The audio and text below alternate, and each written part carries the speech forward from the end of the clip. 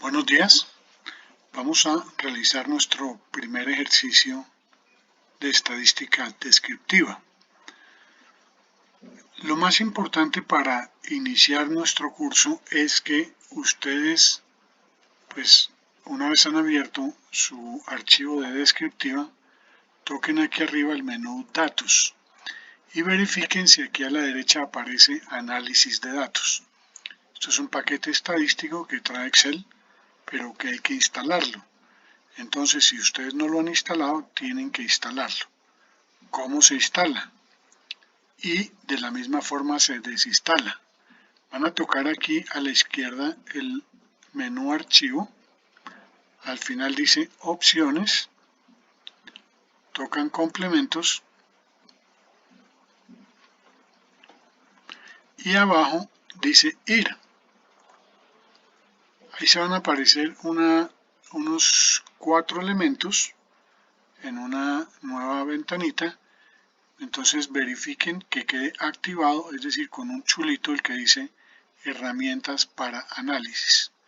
Le dan a aceptar y inmediatamente debe aparecer análisis de datos. Vamos a utilizar a lo largo de todo el curso este paquete estadístico de Excel.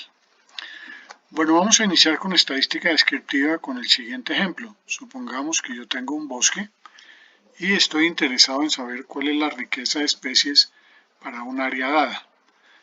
El área dada podría ser por hectárea, por punto de hectárea, etc. Entonces lo que he hecho es que he tomado al azar 20 parcelas de esa área que yo he establecido y he evaluado la cantidad de especies que hay, por ejemplo, de especies arbóreas en cada una de esas parcelas. Entonces, una vez termino mi muestreo, tengo 20 parcelas y tengo la cantidad de especies que encontré en cada una de esas parcelas. Entonces vamos a aplicarle estadística descriptiva a nuestros datos. Nuestros datos son los de riqueza. Entonces vamos a ir a datos, análisis de datos y vamos a marcar el que dice estadística descriptiva. Le decimos aceptar. Nos pregunta el rango de entrada, entonces vamos a venir y vamos a marcar el rango de entrada. Estoy marcando desde el 22 hasta el 26.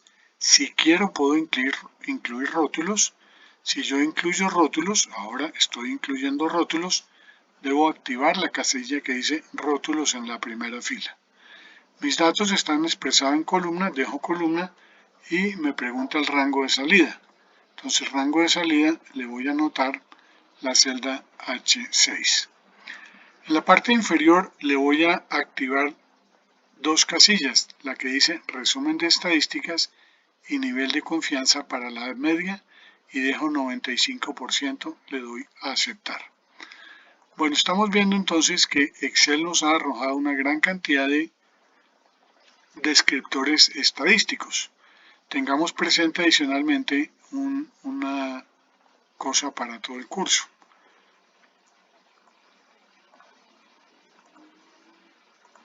Tengo algunos datos que tienen muchos decimales. Entonces yo puedo quitarle decimales utilizando aquí este comando.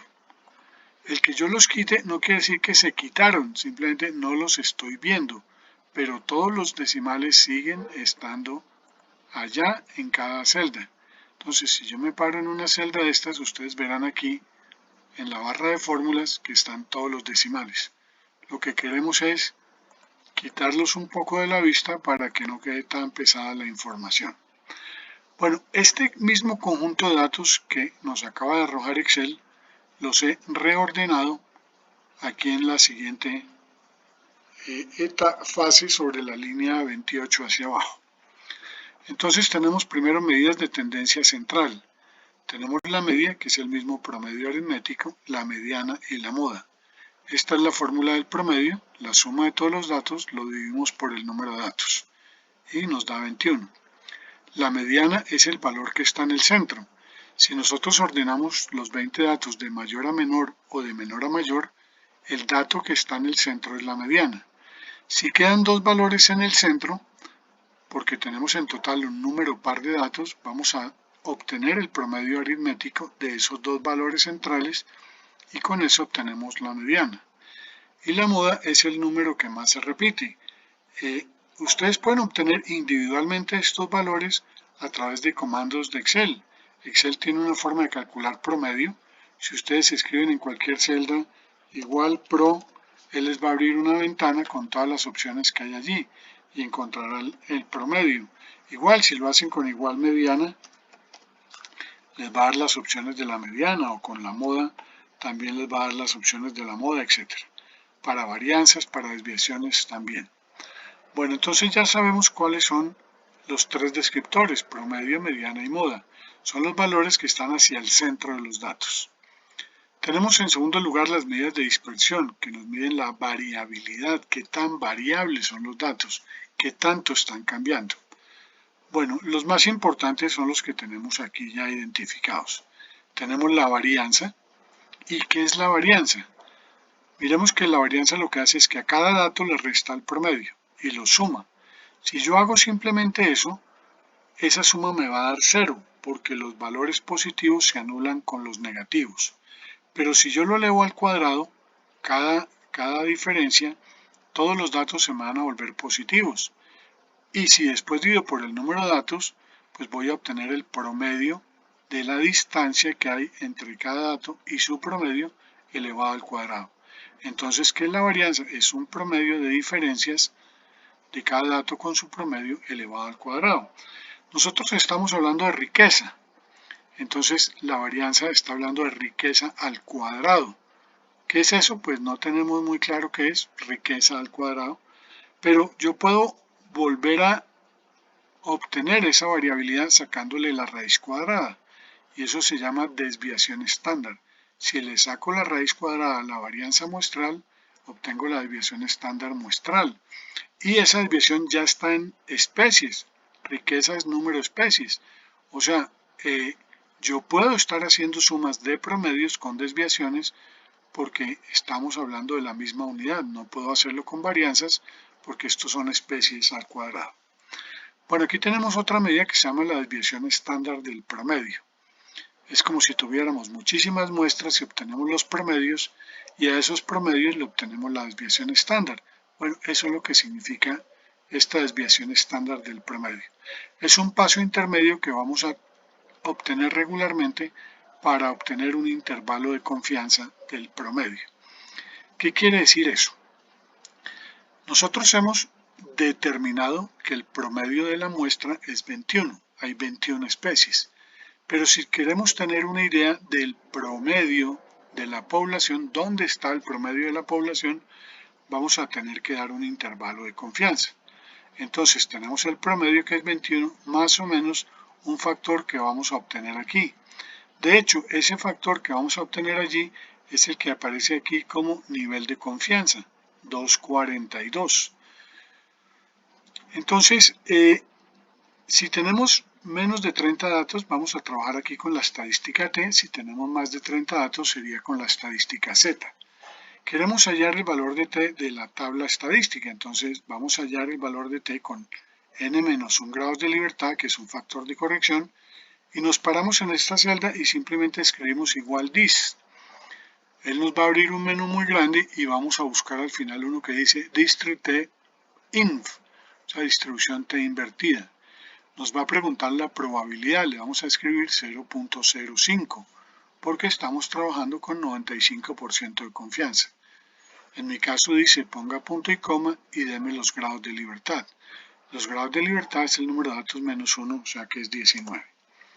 O sea que nuestro valor T es 2.09. Si yo multiplico este 2.09 por la desviación estándar del promedio, obtengo este resultado, que finalmente va a ser este 2.42 del intervalo de confianza. Entonces, al promedio le voy a sumar ese 2.42 y le voy a restar ese 2.42. Y lo que estoy obteniendo es 23 y 18. ¿Qué quiere decir esto? Con un 95% de confianza, el promedio de la población debe estar entre 18.58 y 23.42. Entonces, si yo repito el ejercicio muchas veces, me está diciendo que mi promedio de la población, no de las muestras, es decir, de todo el bosque, está en este rango. siempre lo vamos a dar en un rango y no en un valor específico. ¿Qué más tenemos? El rango o la amplitud, que simplemente es el dato más grande menos el más pequeño. Tenemos unas medidas de forma que son kurtosis y asimetría, y aquí podemos determinar cómo lo vamos a catalogar. Esta kurtosis está cerca de 0, la vamos a llamar mesocúrtica, es decir, es una forma de campana regular. Leptocúrtica sería una campana muy empinada, muy alargada hacia arriba, y platicúrtica sería una distribución muy plana en la campana que se está formando. Si este valor es cercano a 0, la distribución de nuestros datos es simétrica. En nuestro caso es más grande que 0, entonces tiene una simetría positiva. Si hubiera dado un valor negativo, tendría una simetría negativa. Y por último tenemos algunas estadísticas básicas como el dato mínimo, el dato máximo, la suma de todos los datos y cuenta. Cuenta se refiere al número de datos, que es 20. Bueno, en el siguiente video terminaremos con este ejercicio. Gracias.